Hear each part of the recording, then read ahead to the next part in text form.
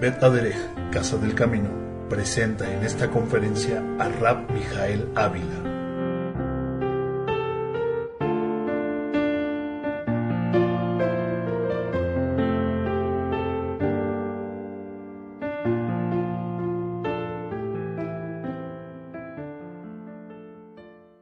Shabbat Shalom desde la sinagoga Bet Aderech en la ciudad de Toluca, en el Estado de México, en la República Mexicana. Les saluda el rabino Mijael Ávila de Bet Aderech en este día que corresponde al día 11 del mes de Elul del año 5770.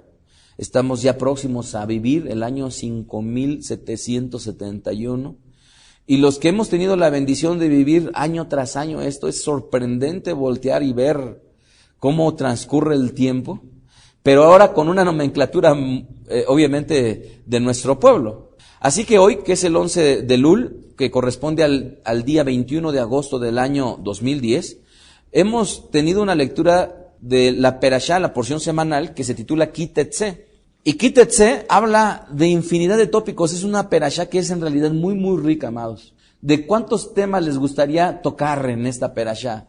Son muchísimos los temas que invita esta porción a examinar, escudriñar, a leer, a tratar de entender. Sin embargo, en esta ocasión, a partir de la quinta alía, ustedes recordarán que la porción semanal se divide en 7 aliot, lo que vendría a ser 7 porciones, y en la quinta alía, en la quinta subdivisión de una perashá, nos encontramos un pasaje que habla de un tema que es difícil de hablar, pero que no porque sea difícil lo vamos a omitir. Y me refiero yo al tema del divorcio.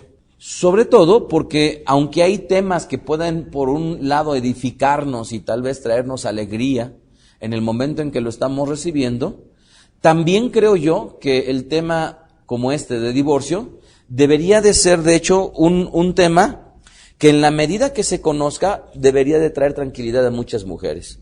De hecho quiero decirles que he comenzado ya con un libro que voy a sacarlo no en un sentido religioso, sino es un libro secular, que se titula ¿Debo divorciarme? ¿Y por qué se titula ¿Debo divorciarme? Básicamente porque muchas de las mujeres, lamentablemente en nuestro contexto de vida, particularmente en Latinoamérica, tienen grandes objeciones al respecto de tomar decisiones, y estas decisiones necesariamente tendrían que estar acompañadas con un conocimiento, y este conocimiento, aunque haya mujeres que no conozcan del Eterno, las verdades y los principios que están en las Sagradas Escrituras les pueden ser útiles. Entonces, hace tiempo yo había trabajado con un cuestionario para que la mujer hiciera un cuestionario y ella calificara a su marido. Y a su vez el marido, con un cuestionario, calificara a su mujer. Y a partir de esta calificación pudieran entender ellos si efectivamente los principios fundamentales el hombre los está cubriendo y los principios fundamentales del papel de la mujer los está cubriendo. Y entonces, como este libro va en un sentido netamente abierto y no necesariamente restringido a nuestro ámbito religioso, roguemos al Eterno que puedan muchas mujeres verse beneficiadas a partir de un conocimiento que les llegue de principios del Eterno. Así que en medio de una keila, en medio de una congregación, que incorrectamente la ha traducido el Nuevo Testamento, el mal llamado Nuevo Testamento, y que correctamente es el pacto renovado, como iglesia, la congregación, incorrectamente traducida así, debemos de comprender que por contener a familias y a personas, obviamente, este tipo de temas deberíamos nosotros considerar, tener un criterio y obviamente tener una forma de conducirnos. En la semana pasada hay una congregación que, si no mal recuerdo, se encuentra en Ecuador y que estamos en pláticas para que se una a Bet Aderech. Y una de las preguntas que me hacía Rabbi Ari Jacob, que a su vez le hacían, era de una familia que era miembro de la congregación, pero que la mujer no quería saber nada de las cosas del Eterno. Y aunque eventualmente iba obligada por su marido, el hombre se preguntaba que qué era lo que debía de hacer. Y entonces el líder de esa congregación nos preguntaba, ¿qué le digo? ¿Que se divorcie? Y obviamente en Bet Aderech nunca, amados, nunca hemos pretendido a la gente decirle qué es lo que debe de hacer. nuestra obligación es enseñarles qué es lo que el Eterno les dice para hacer, y la decisión queda única y enteramente en las personas. Así es que si ustedes alguna vez van a escuchar de una manera incorrecta que algún líder de Beth Aderek les diga, es que tienes que hacer esto, mucho cuidado, porque no es lo que enseñamos nosotros.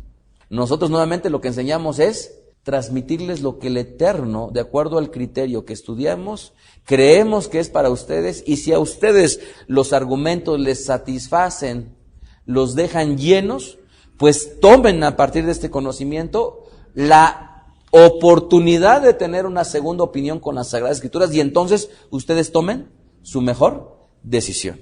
Así es que espero que lo pueda contestar la pregunta de ese hombre, no nada más con el simple hecho de decir, no le vamos a decir qué hacer, sino más bien una orientación a partir de este estudio. Primero, para comenzar, teníamos nosotros que entender que el divorcio como tal tuvo su razón de ser en la medida que la sociedad empezó a crecer y por lo tanto el compromiso matrimonial se empezó a hacer formal. Esto es, a partir de la unión del hombre y de la mujer y de la forma de apartarse de sus padres, fue como la misma sociedad vio de alguna u otra manera la necesidad de legislar un proceso en el cual un hombre y una mujer estando unidos se deberían de divorciar. Pero ¿cuál es la razón por qué se encuentra en las Sagradas Escrituras un tema como el divorcio que de suyo cualquiera de nosotros pudiéramos decir no tendría por qué existir? ¿Están ustedes de acuerdo? Si un hombre y una mujer se casan, la pregunta es, ¿en realidad debería la palabra del Eterno legislar al respecto cuando ya de entrada este principio no debería de observar el que el vínculo se desuna? ¿Están ustedes de acuerdo? No lo debería de observar. Sin embargo, veamos el por qué. Dice el libro de Matityahu capítulo 19, verso 3, entonces vinieron a él los Parushim, me refiero yo a Rabbi Yeshua, dice, tentándole y diciéndole, ¿qué le tentaban y le decían? ¿Es lícito al hombre repudiar a su mujer por cualquier causa? Cuando empleemos la palabra aquí repudiar, amados, cambiémosle si no nos gusta, porque a final de cuentas es una traducción al español. Le podemos decir, ¿es lícito al hombre dejar a su mujer? ¿Sí? Porque muchas veces cuando las mujeres leen, pareciera ofensivo que dice repudiar. Ay, pues el hombre me está repudiando. Más bien, el hombre está dejando a la mujer para que no se oiga y no tenga el tinte que se lea al español. Y entonces dice, él respondiendo les dijo, ¿no han leído que el que los hizo al principio, varón y hembra los hizo? Y dijo, por esto el hombre dejará a su padre y a su madre y se unirá a su mujer, y los dos serán una sola carne. Así que no son ya más dos, sino una sola carne. Por tanto, lo que el Eterno juntó no lo separa el hombre. Y le dijeron, ¿por qué pues mandó Moshe dar carta de divorcio y repudiarla? Y él les dijo, por la dureza de su corazón, les permitió repudiar a sus mujeres, mas al principio no era así. Y yo les digo que cualquiera que repudia a su mujer, salvo por causa de fornicación, y se casa con otra, adultera, y el que se casa con la repudiada, adultera. Quisiera explicar varios de los malos entendidos que he escuchado yo en el contexto religioso del cual me encuentro a menudo con la gente. Muchas de las religiones enseñan que la fornicación y el adulterio son dos cosas diferentes. Que la fornicación es para solteros y que el adulterio es para casados. Está mal. La fornicación tal cual se traduce ahí, obviamente es una práctica ilícita sexual. Por lo tanto, al ser una práctica ilícita sexual, puede llevarlo a cabo un hombre casado o un hombre soltero. ¿Estamos de acuerdo? Cualquiera de los dos. En segundo lugar, estamos encontrándonos aquí que claramente Rabbi Yeshua está diciendo que en el principio la voluntad del Eterno es que fueran uno y por lo tanto no se divorciaran. Y es que hablar de este tema da para tanto, porque tendría yo que explicar necesariamente el concepto del amor, pero ahora en el sentido del por qué es que es válido el hecho de no divorciarse. Y tal vez voy a tener que tomarme el tiempo porque es muy importante incluirlo en este tema que es del divorcio. Si nosotros consideramos que el concepto tradicional del mundo es que el amor está basado en un sentimiento, y como lo he comentado en tantas ocasiones, no hay sentimiento que perdure por días y que dure por años. Si nosotros hablamos de la tristeza o de la melancolía, o hablamos de la alegría. Toda esta clase de emociones que el Eterno nos dio, a final de cuentas son finitas. Y por lo tanto tienen un periodo de tiempo. De hecho, hay algo que se les denomina los péptidos, que a su vez generan neuropéptidos, que van y se insertan en las células y que son las que generan una amalgama de emociones dependiendo la persona en su circunstancia de vida está produciendo a partir de lo que se le consideraría el hipotálamo. Pero son cosas que vamos a dejar de lado ahorita y no explicar. Ahorita nada más me quiero concentrar en esto, que como lo que hemos enseñado en Veda Derech, y hay más de 8 o 9 conferencias, y ya me estoy diciendo a mí mismo, ya tengo que comenzar a la continuación de la serie. Lo que nosotros enseñamos en Veda Derech, y es lo que vemos en las Sagradas Escrituras, es de que el amor, nuestra definición de amor es que el amor está basado en razones y en argumentos para tener una deferencia, un favor hacia una persona o hacia algo.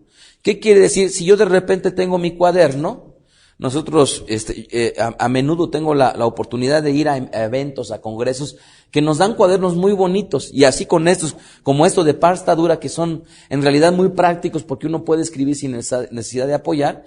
Y yo veo muchas veces que la gente cuando reciben sus cuadernos como que dicen, ay, es que este cuaderno lo amo tanto, porque no está. ¿Y por qué? Porque esa persona encuentra razones. ¿Cuáles? Pues primera, no es fácil conseguirlos. No los venden en cualquier lugar. Segundo, pues es bien práctico porque tiene, miren qué aro tan grande y por lo tanto yo lo puedo doblar y usar. Tercero, yo puedo arrancarle las hojas. Cuarto, pues lo puedo llevar a cualquier lugar y no es grande, es pequeño, no es. Y encontrar, y toda esa serie de razones y argumentos son las que pueden dar sustento para que yo diga, amo a mi cuaderno. ¿Sí me explico? Pero si este es un tema burdo, obviamente entre el hombre y la mujer, desde luego que quitándole el hecho de que el amor es un sentimiento, y si dos personas, hombre y mujer, vienen a Veda Derech, como yo lo he visto con estos ojos una y otra vez, que llegan después de años de cansancio en su matrimonio, y llegan aquí y les cambiamos su concepto de amor, entonces, algo que parecía ya frío, empieza a adquirir un matiz diferente. ¿Por qué? Porque cuando la mujer empieza a entender que ella lo que tiene que encontrar en su marido son razones y argumentos, volverá a pedirle a su recuerdo que en primer lugar se acuerde del por qué originalmente le gustó. Y si muchas veces en nuestra relación decimos, es que me gustaban mucho los ojos de mi esposa, y pasan los años y ya como nunca más les volvemos a decir que nos gustan los ojos, obviamente esa razón ya se quedó en el baúl de los recuerdos. Y por ello es que una de las importantes invitaciones al respecto de recuperar el amor es básico. Recordarnos cuando nos conocimos y estábamos conociéndonos en una relación sentimental y traer a memoria, pues me gustaban sus manos, me gustaban sus ojos, me gustaba su sonrisa, me gustaba su forma de ser, me gustaba que era muy reservada, me gustaba. Y eso, amados, yo lo he visto una y otra vez, que es suficiente como para poder avivar la llama del amor. Y no quiere decir que el amor no tenga sentimientos, no, sino que una vez que la razón empieza a avasallarnos, las emociones y los sentimientos empiezan nuevamente a florecer. Y por lo tanto en el mundo, lastimosamente, como se les ha enseñado que el amor es un sentimiento y las emociones se van, entonces se despiertan en un día y dicen, ya no siento nada en acariciar otra vez a quien tengo al lado como mi esposo, y por lo tanto entonces empieza a pensar, pues ya el amor se me fue. Y entonces a divorciarme e ir con el siguiente, y con el siguiente, y con el siguiente, y con el siguiente. Entonces, por ello es que nosotros sí encontramos una razón del por qué un hombre y una mujer puede estar casado conforme fue la voluntad del Eterno y mucho más allá, cuando dice que la voluntad del Eterno era que fueran uno. Así es que dice que Moshe les mandó darles carta de divorcio, despedirlas, y dice la razón, ¿por qué? Por la dureza de su corazón. Ahora, tenemos que entender que a lo largo de las Sagradas Escrituras hay, amados, hay reglamentaciones que no fueron puestas necesariamente por voluntad del Creador, sino por causa de ¿qué? ¿De su voluntad? No, sino por necesidad de legislar cosas que él sabía que en la propia naturaleza humana se presentaría. ¿Ustedes creen que esté bien que haya legislación al respecto de la esclavitud? como lo acabamos de ver en las Sagradas Escrituras, y sin embargo el Eterno lo legisla. ¿Por qué? Porque Él sabía que ese tipo de situaciones se vivirían, y por lo tanto lo mejor era legislar cosas que Él sabía que el hombre cometería. Por su voluntad del Eterno no, sino simple y sencillamente por el bien de su pueblo. Así que los fariseos acuden a nuestro rabino Yeshua Mashiach y le preguntan al respecto de este delicado tema. Y por ello una vez más digo que cuando la gente dice que nuestro rabino Yeshua Mashiach no era rabino, imagínense, amados, si están hablando de que líderes, fariseos y soferim van y le preguntan, oigan, amados, si nuestro amado Mashiach no era rabino, entonces ¿por qué le iban a ir a preguntar? O sea, sería loco pensar que no era un rabino y no era una persona, ¿verdad?, reconocida y preparada. Tan solo basta leer el libro de Lucas capítulo 5 verso 17 en donde dice, aconteció un día que él estaba enseñando y estaban sentados, fíjense, él estaba enseñando y estaban sentados los fariseos y los doctores de la ley. O sea, entonces, que iba a ser nadie y estar sentados los meros hombres en autoridad. Y dice, los cuales habían venido de todas las aldeas de Galilea y de Judea y de Jerusalén, y el poder del Señor estaba con él para sanar. Así es que, desde luego que nosotros estamos hablando de un personaje, nuestro Mesías, que fue definitivamente un parteaguas en la humanidad.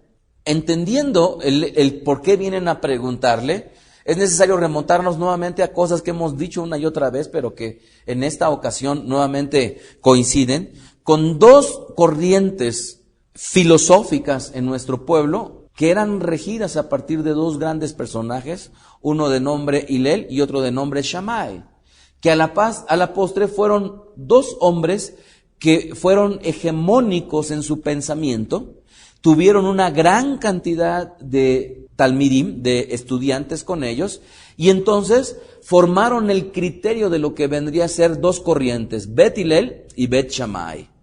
Que dicho sea de paso, estos dos grandes hombres rabinos de nuestro pueblo vivieron una generación y media atrás de nuestro rabino Yeshua Mashiach. Así que tenemos a lo largo justamente de las Sagradas Escrituras registrados personajes como el nombre de Gamaliel. Hechos capítulo 5 verso 34 en donde dice, entonces levantándose en el concilio un fariseo de nombre Gamaliel, doctor de la Torá, venerado por todo el pueblo, mandó que sacasen fuera por un momento a los apóstoles. Gamaliel como tal era a su vez rabino de Rab Shaul, pero Gamaliel era a su vez talmid ¿de quién? ¿Alguien lo sabe? De Hillel, ¿correcto? Entonces vemos que el Brit Hadashah registra cómo es que esta corriente fue una corriente muy importante y registra uno de sus más importantes exponentes que viene a ser Gamaliel, y obviamente Gamaliel a su vez rabino de Rabbi Shaul, ¿correcto? ¿Por qué traigo esto a colación, amados? Porque dice Hechos capítulo 22 verso 3, yo de cierto, dice Rab Shaul, incorrectamente conocido como Pablo, yo de cierto soy judío, nacido de Tarso en Cilicia, pero criado en esta ciudad, instruido a los pies de Gamaliel, estrictamente conforme a la Torá de nuestros padres, fíjense bien, estrictamente conforme a la Torá de nuestros padres. Esto es, era un hombre que estamos hablando de Hechos 22, ya Rabí Yeshua se había acercado con el Padre y sin embargo Rabí Shaul, mucho tiempo después, decía que él era un estricto observante de lo que es hoy en día conocida como la Torá, traducida al español como instrucción. Así es que dice muy claramente que él era celoso del Eterno, como lo eran todos aquellos fariseos que estaban con él.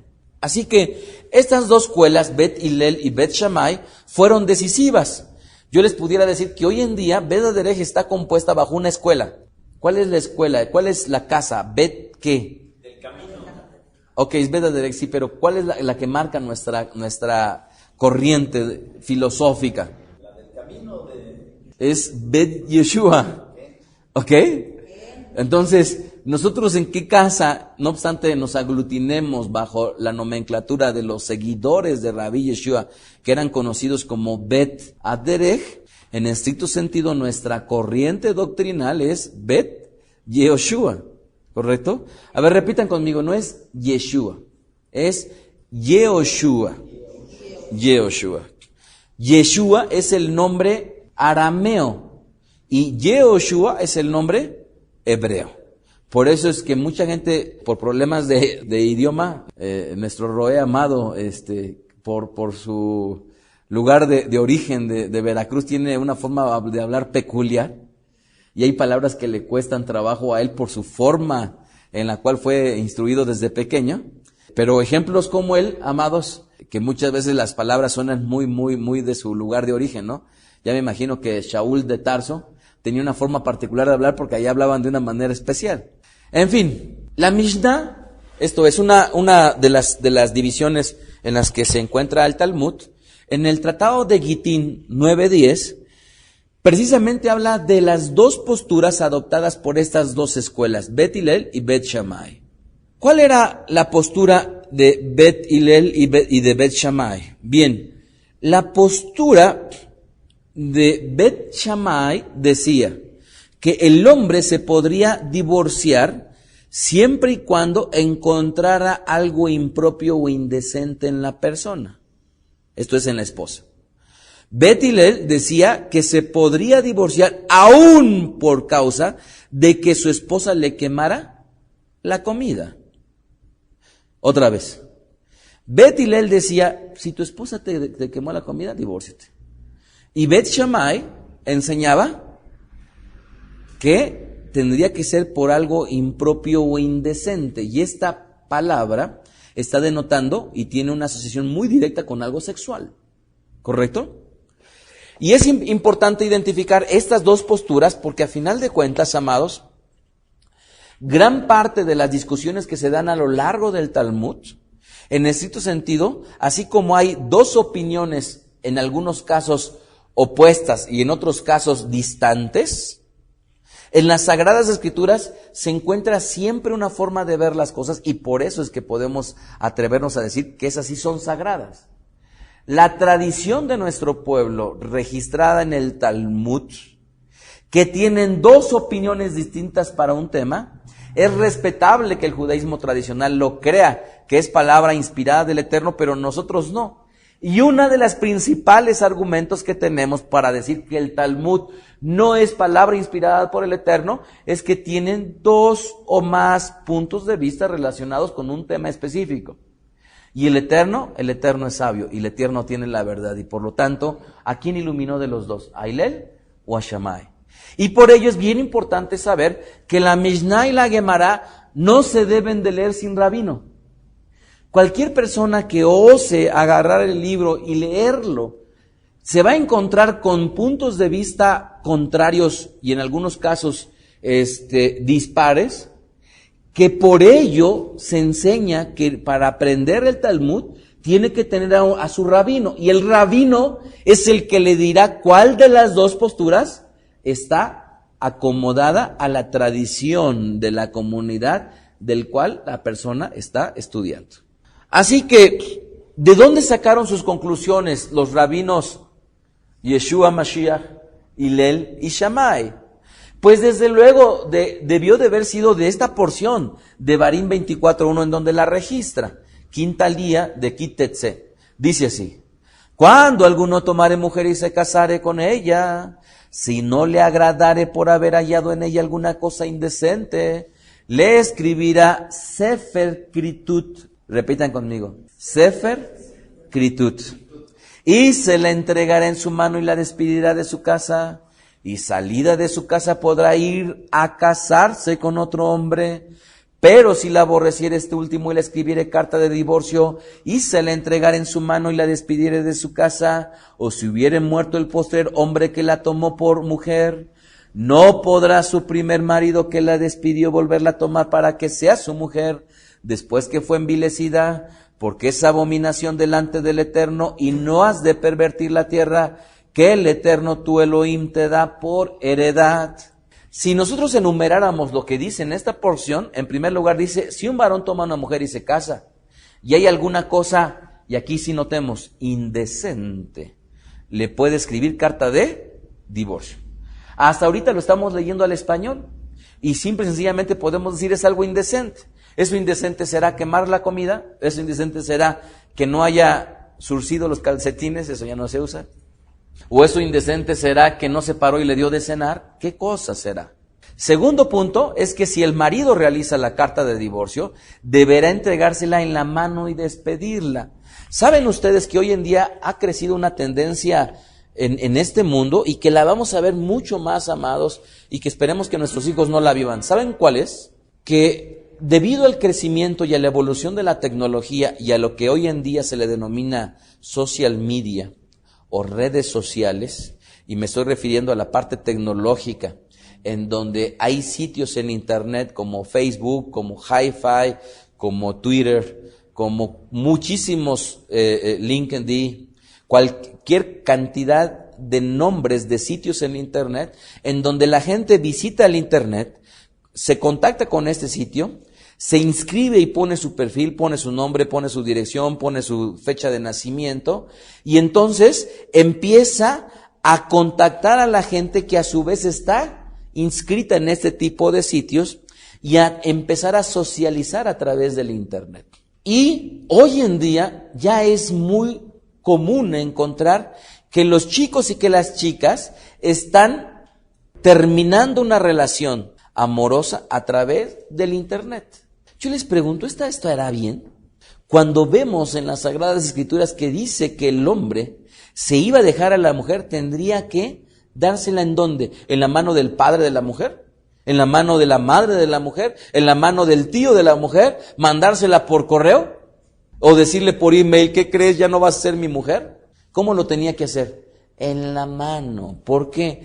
Porque el Eterno lo que está enseñando es la responsabilidad. ¿Verdad? La responsabilidad.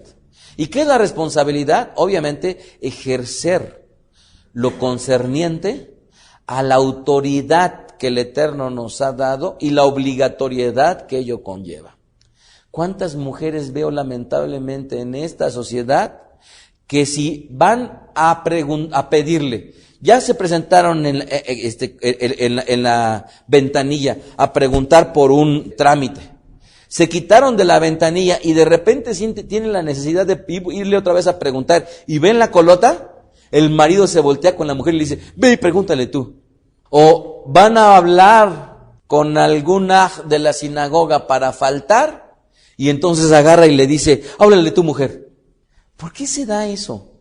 Simple y sencillamente, amados, porque lamentablemente la Torá es necesaria transmitirla para que nos enseñe responsabilidad. Así es que, en segundo lugar, el marido tendría que entregársela en la mano y despedirla. En tercer lugar, la mujer con esa carta podría volverse a casar. Y aquí voy a tocar un tema que también en México es terrible. ¿Cuántos de ustedes han vivido que de repente tienen algún familiar que se va a casar y se enteran de que toda la familia de ese varón está en desacuerdo? Y preguntan, ¿pero por qué está en desacuerdo? Y la respuesta es, porque la mujer con la que se va a casar es divorciada y además tiene hijos. Y entonces, la mamá del hijito bonito, precioso, nunca va a querer a la esposa de su hijo, simple y sencillamente porque no le gustaba.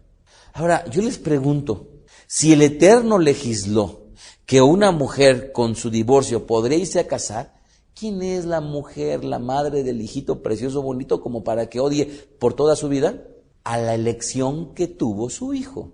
Si muchas de las mujeres en México y muchas de las problemáticas de las familias mexicanas y de Latinoamérica, amados, se quitarían con tan solo escuchar esta conferencia. ¿Por qué? Porque deberían de entender que ellas no tienen el por qué impedir algo que por mucho que no les guste la mujer que eligió su hijo, a final de cuentas no es algo que esté dentro de sus atribuciones. Nuestros hijos van a decidir por ellos mismos la persona que ellos elijan. Roguemos al Eterno que esa persona esté amparada bajo la voluntad de Él. ¿Estamos de acuerdo? Pero la decisión es una decisión de ellos. Así es que en este tercer punto entonces, la mujer con esa carta de divorcio podría volverse a casar. Y por ello es que me han llegado a preguntar, Rabí, ¿se puede casar una persona que se divorció? Pues sí. Pero hay que entender la contraparte. La contraparte es que hay una clase de personas que les es prohibidísimo casarse con una divorciada. ¿A quiénes son? A los Kohanim. Así es que si no hay ninguna causa del por qué prohibir, amados, si las iglesias lo prohíben, si los líderes religiosos lo prohíben, amados, es simple y sencillamente por ignorancia. Cuarto punto. Si el segundo hombre con el que se casa también le da carta de divorcio, el primer esposo no puede volverla a tomar. Ustedes han escuchado artistas que se casan una vez, 2 veces, 3 veces, 4 veces, y en la quinta me volví a casar con el primero. Eso es prohibidísimo por las Sagradas Escrituras. ¿Correcto? Así es que si un hombre osa dejar a su mujer y su mujer ya cohabitó con otro hombre, ya está prohibido para un Am Israel volver otra vez a unirse. Y por ello es terrible el solo hecho de cuestionarse si vas a dejar a tu mujer o a tu hombre. ¿Por qué es terrible? Porque el hecho de que se tome con un desvarío y no con una decisión acorde a las Sagradas Escrituras, podría tener un perjuicio en el cual inclusive a la postre ya ni siquiera tendrías la oportunidad de volver con aquella persona que muy probablemente fue del Eterno. Quinto lugar, si el segundo hombre con el que se casa se muere, tampoco el primer esposo puede volverla a tomar como mujer, por cuanto es abominación. No obstante se muera, de todos modos no puede volverla a tomar. Hasta aquí espero que esté clarificado lo que nos enseña la Torá, la instrucción del Eterno. Ahora, entonces, ¿cómo se le llamaba la carta de divorcio en el hebreo? Como yo he dicho, Sefer Kritut, ¿verdad? Sefer se refiere obviamente a un libro, a algún escrito, y puede ser desde el Sefer Torah que tenemos aquí, que tenemos la bendición de tenerlo, hasta un Sefer en una Mezuzá, hasta un Sefer de alguna Megilá, cuando se leen algunas de las fiestas, cualquiera de todo ello puede ser. Sin embargo, este acto de Kritut, de expulsión o de separación, se ejecutaba físicamente, y este acto de ejecutarlo físicamente se le denomina en hebreo garash, ¿verdad? Y por ello es que lo traducen al español como repudio, pero en estricto sentido más correcto sería decir despido, ¿correcto? Me despido y le digo shalom. Y este acto que se ejecutaba físicamente a través del garash, todo ello debería de estar representado justamente en esa carta o ese rollo que se escribe, en donde se dice: a partir de este momento yo me deslindo de cualquier responsabilidad que vaya a tener para con la que fue mi mujer, ¿verdad? En el Brit Hadashah, cuando se habla de divorcio, se utiliza la palabra griega biblión, que es justamente en donde viene la palabra Biblia. ¿Y de dónde viene la palabra Biblia? En el griego, en realidad viene de un lugar que se le conoce como Biblos, que ahí en Biblos hacían justamente los papiros, y es ahí en donde viene la palabra Biblia, ¿correcto? Que en estricto sentido nada tiene que ver con nuestro pueblo, ¿ok? No está mal usarla porque al final de cuentas es un convencionalismo, pero poco tiene que ver la palabra Biblia con nuestro pueblo. Así es. Por eso es que generalmente se le menciona de forma general como Torah, o como Humash, o como Nebim, o como Ketubim, pero no Biblia, ¿ok? Y la palabra para repudiar es la palabra en el griego apolúo, ¿correcto? Ahora, en la Torah, que debía ser solo si se hallaba en ella algo indecente, yo creo que es ahí en donde está el quid del asunto. En la palabra que hemos leído al español como indecente. En el hebreo, el vocablo para traducirlo como indecente es la palabra hebrea erba. Erba. Y esta palabra hebrea erba es ayin, resh, bab y hei. Y aquí voy a tomarme otro poco de tiempo para explicar algo que he explicado muchas veces, pero que por causa del estudio es necesario, obviamente, considerarlo. En nuestro pueblo hay muchas formas de estudiar las Sagradas Escrituras, ¿verdad? Y una de ellas puede ser la forma simple con la cual se lee. Y otra de ellas puede ser la forma profunda o mística. Y otra puede ser una forma literal. Y en fin, los sabios han hablado de varias formas que están dentro del acróstico Pardes, en donde podemos nosotros emplearlas para estudiar las Sagradas Escrituras. Sin embargo, en Bedaderech, durante muchísimos años tenemos una forma de estudiar las Sagradas Escrituras, no tanto que sea muy diferente, pero sí marca una importante diferencia. Y este se le conoce como el método de estudio Ávila, que este método de estudio se basa básicamente en entender que las Sagradas Escrituras, por cuanto tienen una homogeneidad, no obstante, a lo largo de los 1600 años en las cuales se escribieron, las palabras que incluye las Sagradas Escrituras tienen un mismo significado, no obstante, los tiempos y las épocas en las cuales se escribieron. Por lo tanto, si hablamos de la palabra, en este caso, divorcio, creemos en Veda Derech que si el divorcio que se habló en la época del Tanaj es la misma clase de divorcio que se habló en la época del Brit Hadashah. Pero para poder entenderla, generalmente, yo siempre invito a que primero se estudie y después se salga a ver lo que otros dicen de ello. ¿Y cuál es la forma de estudiarlo? Como tenemos el Tanaj, el mal llamado Antiguo Testamento, escrito en hebreo, la mejor forma es tomarse la palabra en el hebreo y ver todas las veces en donde aparece en las Sagradas Escrituras. Pero no nada más eso, sino ver todas las palabras que se derivan de ella.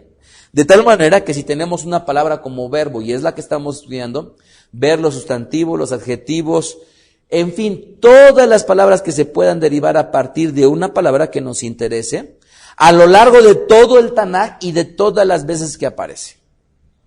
Y lo mismo tendríamos que hacer en el griego del Brit Hadashah para agarrarnos la palabra Biblión y estudiarla totalmente en el Brit Hadashah, en todos los versículos en donde aparece, y a partir de estudiarla con este método de estudio tendríamos que llegar a una conclusión, a unas características, a unos resultados positivos o negativos, etcétera, una serie de clasificaciones que pueden ser útil para entender las Sagradas Escrituras.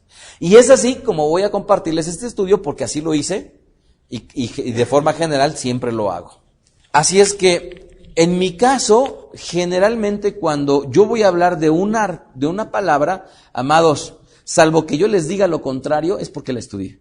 Por favor, si ustedes escuchan aquí en la Bimá, porque no están exentos los líderes de Veda Derech de decir, en el hebreo la palabra es tal y significa tal, yo les pido que tomen sus reservas, porque he visto, no obstante, lo he comentado con muchos de ellos, que muchas veces se toman la traducción literal, pero no necesariamente el concepto que puede dar el estudiar una palabra.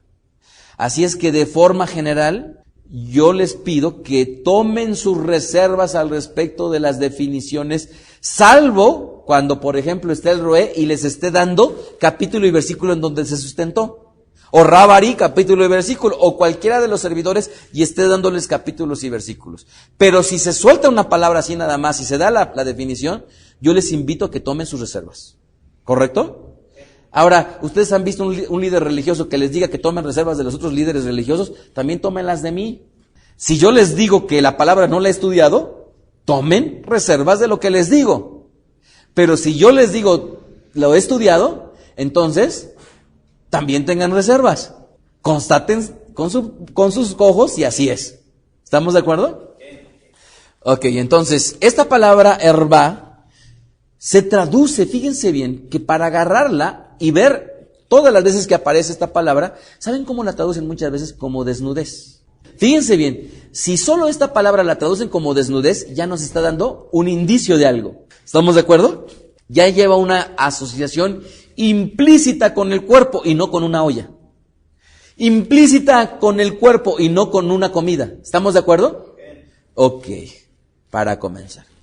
Al español hay otras palabras hebreas, obviamente, y aquí es bien importante entenderlo, que aunque algunas veces la palabra herba la traducen como desnudez, también hay otras palabras en hebreo que traducen al español como desnudez. La palabra maor, mem, ayin, bab y resh, Omar, Mem, Ayin, Resh, o Eirom, Ayin, Yod, Resh y Mem. Y todas ellas traducen al español como desnudez, ¿correcto? Entonces, ahorita no voy a hablar de desnudez de forma general. Voy a decirles al menos que si ustedes quieren aprender poquitito de desnudez, tienen que estudiar ¿cuántos vocablos?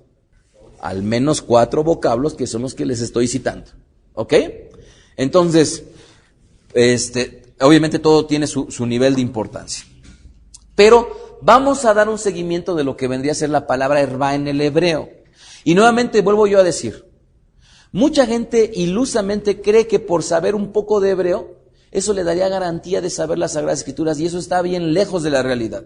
¿Correcto? Una persona que sabe hebreo no tiene garantía de aprender las Sagradas Escrituras, porque las Sagradas Escrituras requieren su propio estudio adicional al propio idioma. ¿Estamos de acuerdo? Eso no quiere decir que aprender hebreo ayude, por supuesto. Eso no quiere decir que el hebreo incremente la velocidad en la cual uno puede estudiar. Sin embargo, para poder definir palabra por palabra, no lo puede hacer el hebreo solo. Lo tiene que hacer las Sagradas Escrituras. Así que, entonces, vamos a darle un seguimiento a unos cuantos versículos que tomé yo como importantes. Levítico 18:6. Ningún varón se llegue a parienta próxima alguna para descubrir su desnudez, ¿verdad? Y en esta porción, en los pasukim, en donde habla de desnudez, ¿qué palabra hebrea es? Hervá. La desnudez de la mujer de su padre no descubrirá, es la desnudez de su padre. Y aquí quiero hacer una puntualización, amados. Cuando habla las Sagradas Escrituras que es desnudez de su padre, le está hablando al hijo, la desnudez más bien, a la mujer de tu padre, no le descubras la desnudez. La pregunta es, ¿no la veas desnuda? En estricto sentido eso pareciera. Sin embargo, las implicaciones que hay detrás es de que no puedes cohabitar ni tener relaciones íntimas. ¿Estamos de acuerdo? ¿Por qué? Porque si dice que si esa persona ve la desnudez, fíjense cómo está implícito. La desnudez de tu padre descubres. Porque la mujer es una con su padre, y en el momento en que cometan, lamentablemente, el unirse, entonces se harán uno. ¿Sí estamos de acuerdo? Y por ello es que descubrirá la desnudez de su padre. Vuelvo a leer. Ningún varón se llegue a parienta próxima alguna para descubrir su desnudez. Dice, yo soy el Eterno. La desnudez de la mujer de tu padre no descubrirás, es la desnudez de tu padre.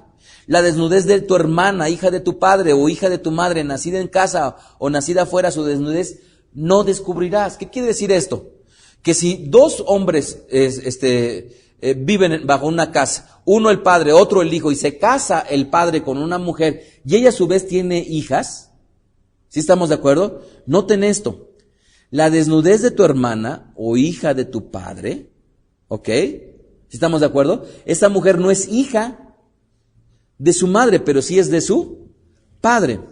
O hija de tu madre, esto es, no son hijos biológicos de ambos padres de la persona que está hablando, sino es de uno u otro. Dice, nacida en casa o nacida afuera, su desnudez no descubrirás. Así es que con lo anterior es explicable por qué Yeshua, cuando dictaminó al respecto de la palabra adulterio, y utilizando la palabra hebrea hervá como indecencia, está implícito cuando dice, a causa de fornicación. ¿Cuál es la explicación que les di de fornicación?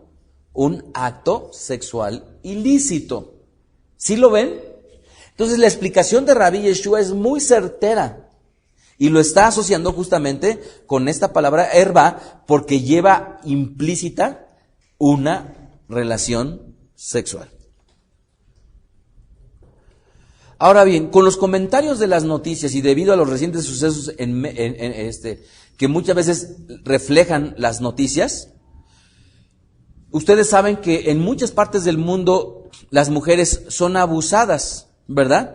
De hecho, hay una periodista que estaba leyendo yo esta semana, Lidia Cacho, que recientemente sacó un libro, no recuerdo textualmente el título, habla de esclavas.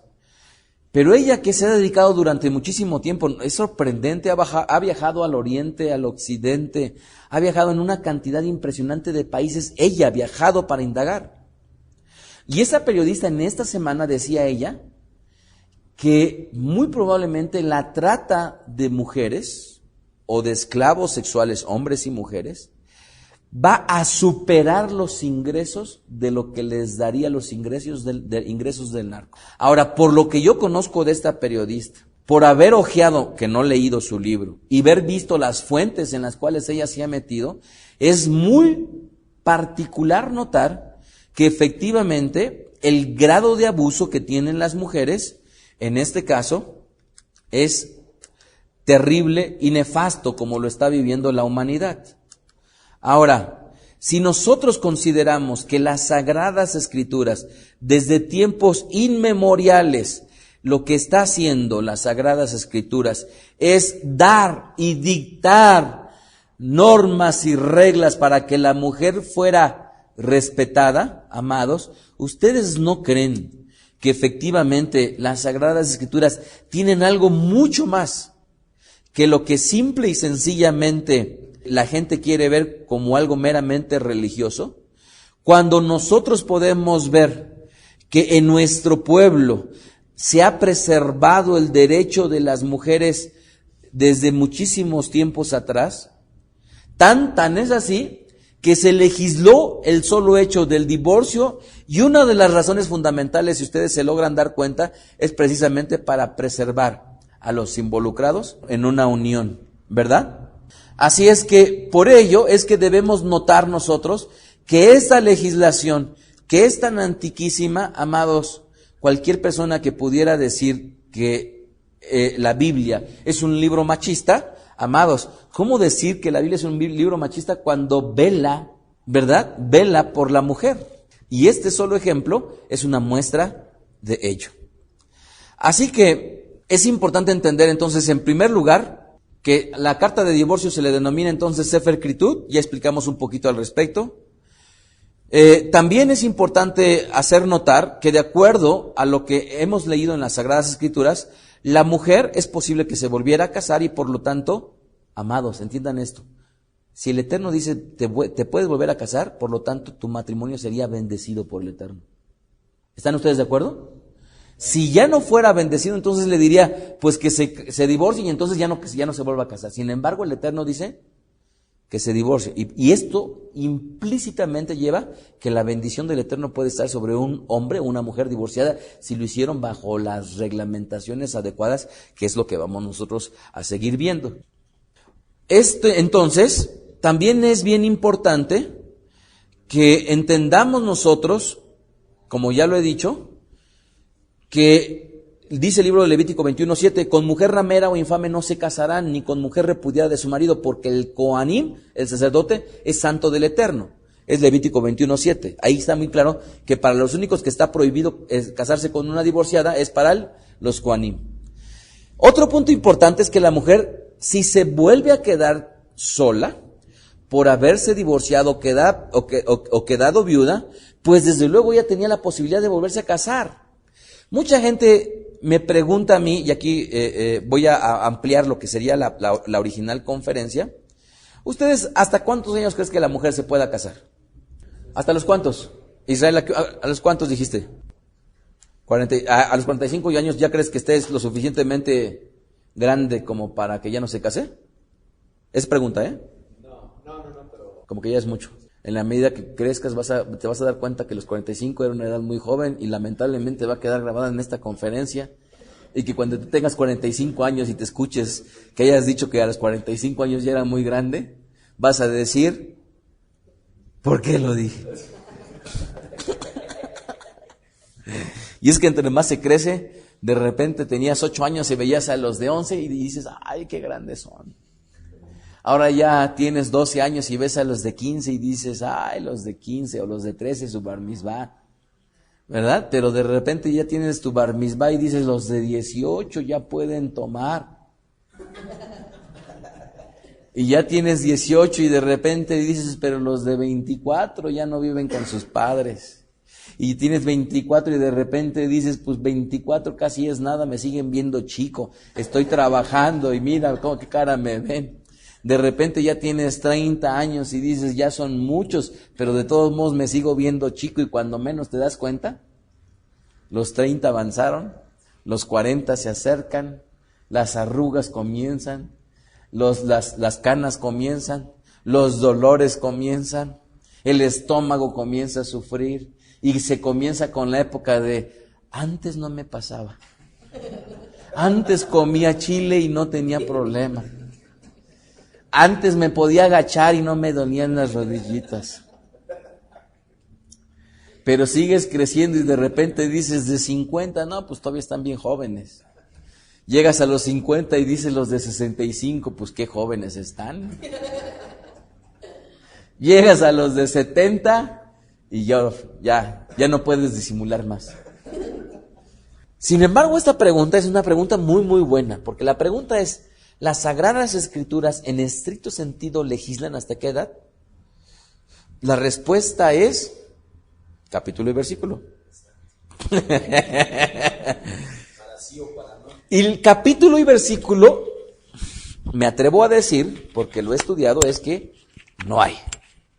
Y si no hay restricción de hasta qué edad, en estricto sentido no hay restricción. ¿Estamos de acuerdo? No hay restricción. Pero Rabí Shaul nos da alguna idea de esto. Fíjense nomás como... ¿Cuántos años tienes, Isra? Ajá. Muy probablemente Rabí Shaul tenía 33 años. Dice el libro de Primera de Timoteo, capítulo 5, versículo 3. Honra a las viudas que en verdad lo son. En estricto sentido, amados, el trato a la viuda y a la divorciada es semejante. ¿Estamos de acuerdo? El trato de la viuda y de la divorciada es semejante. ¿Ok? ¿Por qué? Porque ambas están en una condición, desde luego, de la cual no tienen marido. Dice, pero si alguna viuda tiene hijos o nietos, aprendan estos primeros a ser piadosos para con su propia familia y a recompensar a sus padres, porque esto es lo bueno y agradable delante de ¿quién? Del Eterno. Así es que, punto número 1 que enseña Rab Shaul en esta porción, es de que si una viuda tiene hijos, ¿quiénes son los que tienen que mantenerla? Los hijos. Y a mí me han llegado infinidad de casos en donde, Rabí, ¿por qué no nos podría ayudar? Y lo primero que pregunto es, ¿tiene hijos? Si tiene hijos, discúlpeme, pero no ayudo. ¿Por qué? Porque es estarles quitando una responsabilidad y estar formando parte de un desorden. No es una falta de amor, es un desorden. Verso 5. Mas las que en verdad es viuda y ha quedado sola espera en el Eterno y es diligente en súplicas y oraciones noche y día. Pero la que se entrega a los placeres viviendo está muerta. Manda también estas cosas para que sean irreprensibles. Porque si alguno no provee para los suyos y mayormente para los de su casa, ha negado la fe y es peor que un incrédulo. Y aquí quiero puntualizar algo que los oídos castos de nuestros hijos ahorita sé que no entenderán, entonces no importa. ¿Qué pasa cuando un hombre o una mujer se divorcian? Amados, los estudios demuestran que en la medida que no haya una actividad de índole sexual, el líbido disminuye. Y al disminuir, se encuentran en la medida que transcurre el tiempo, menos susceptible a las tentaciones. ¿Estamos de acuerdo? Menos susceptible a las tentaciones en la medida que el hombre y que la mujer se preserva, en ese sentido, con una inactividad de índole sexual.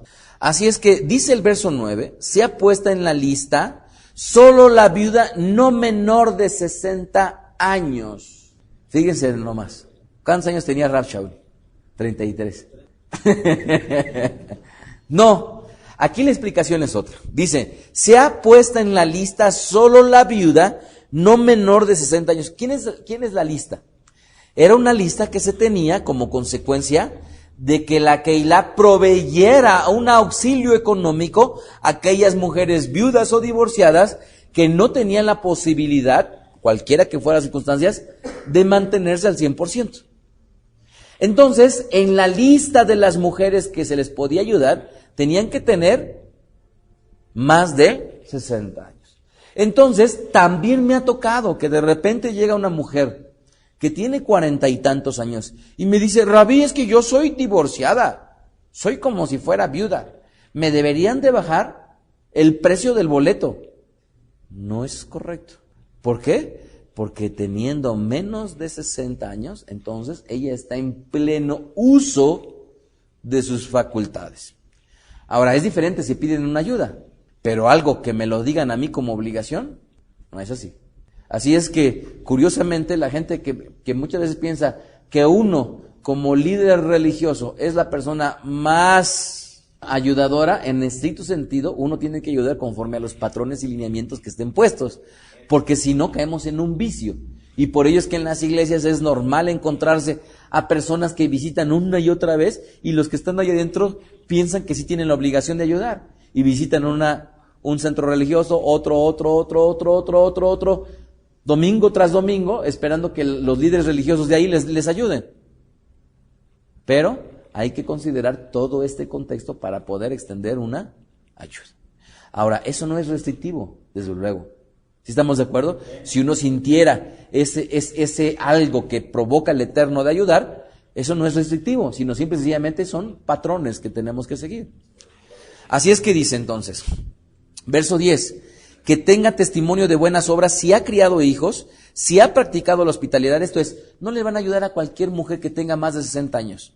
Dice a la que tiene testimonio de buenas obras. Si ha criado hijos, si ha practicado la hospitalidad y si ha lavado los pies de los santos, si ha socorrido a los afligidos, si ha practicado toda buena obra. ¿Sí estamos de acuerdo? Entonces, tenía que tener ciertas características para que fuera ella ayudada. Y aquí, hasta este momento, voy a tener que parar la conferencia porque el tiempo se me ha agotado y por lo tanto, les invito a aquellos que están escuchando la conferencia que compren la segunda parte de esta conferencia que se titula El divorcio o Sefer Klitud. Y por lo tanto, me despido diciéndoles Jochma Vedat, Shalom Ubraja. Amén.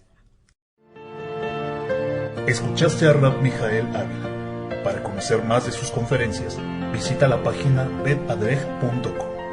Síguenos en las redes sociales, YouTube, Facebook, Twitter. Búscanos como Mijael Ávila.